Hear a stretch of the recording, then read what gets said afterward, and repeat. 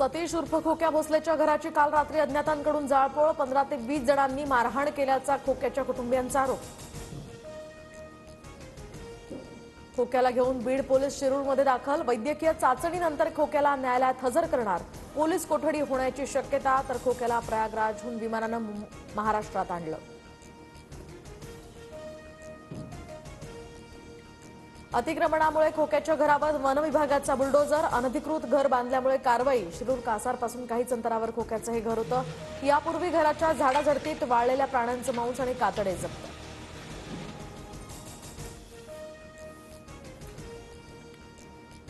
तर खोक्या असो वा बोक्या कुणालाही सोडणार नाही, सगळ्यांना ठोकणार। गृहमंत्री देवेंद्र फडणवीसांचा इशारा।